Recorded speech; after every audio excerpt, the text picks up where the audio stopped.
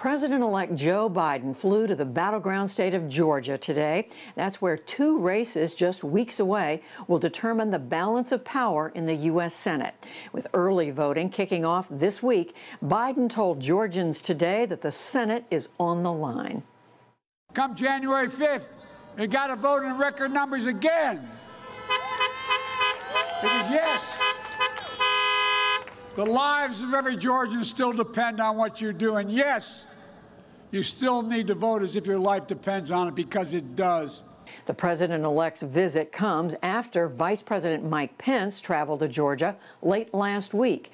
While there, he urged a vote for the Republican candidates, despite President Trump falsely claiming the November election was fraudulent.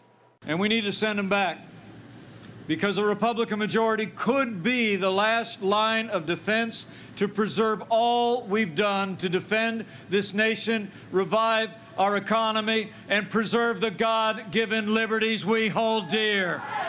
For a view from on the ground in Georgia right now, we turn to Deborah Scott. She is the executive director of Stand Up. It is a nonpartisan community organizing group in Atlanta that's focused on getting out the vote there. Deborah Scott, thank you so much for joining us. So tell us, what does your organization advocate? Why are you trying to get the vote out? Well, we are so excited here in Georgia. Despite the holidays, we are excited and ready to get the vote out. We've been out to the polls. The first 2 days started yesterday with early voting, and we've been out there again today giving out voter care kits. We're excited because we know that people are coming out. 200,000 people have already cast their vote. They're not leaving line despite the weather. It's cold outside and people are standing inside. And what we're seeing is people are determined to make sure their vote counts. So who are the voters you're going after? I know you're nonpartisan, and there's a lot of emphasis on women voters. Tell us about the role of women voters right now in the Georgia electorate.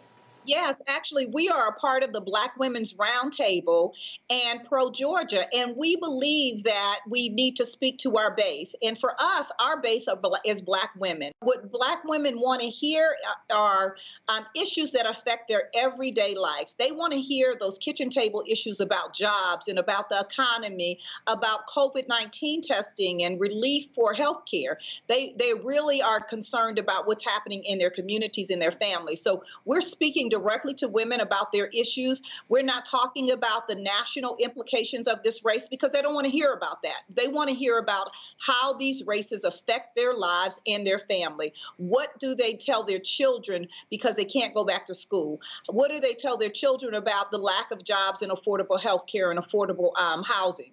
So we're speaking to those everyday bread and butter issues for Black women on the ground.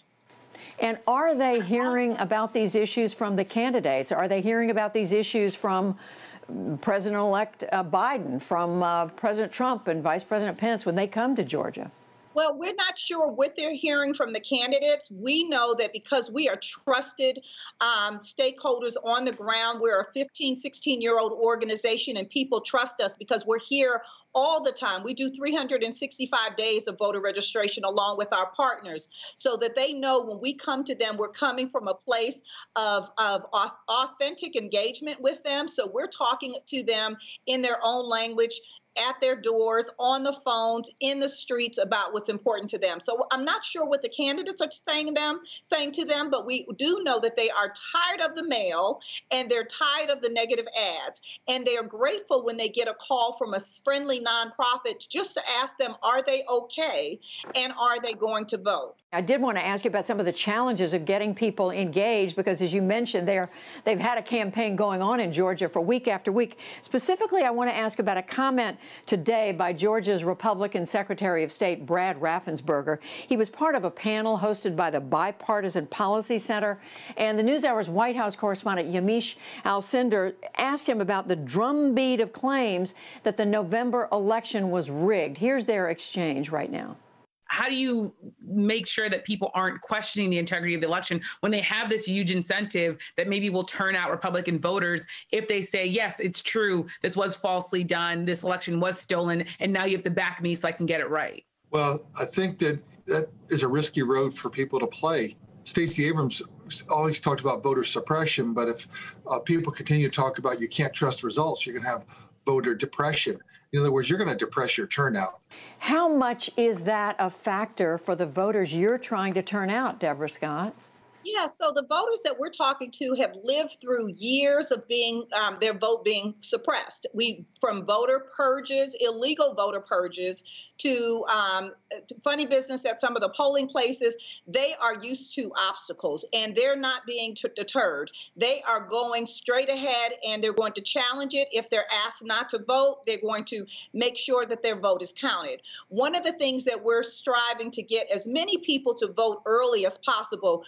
We say this 12 days of Christmas is 12 days of voting. We want people to vote early and make sure that their vote is cast. And if they have a problem, there's enough time for us to help straighten it out. So there's a 1-866-R-VOTE number that we're giving to people if they have problems at the polls. So I think voter suppression is more of an issue than voter depression. And just quickly, are you finding people that it's hard to get people to turn out, given how long this election's going on in Georgia? Well, you know what? Actually, we're taking it as a different approach. We're saying this is a brand new election, and become a serial voter. Every time there's an opportunity to vote, you should come out to vote. So we're not acting as if the November election even happened. This is a brand new election and an opportunity for you to voice your power through your vote. So put your priorities in order and go vote your priorities. Deborah Scott, who's the executive director of the organization Stand Up. Thank you very much for talking with us. Thank you for having me. Have a great day.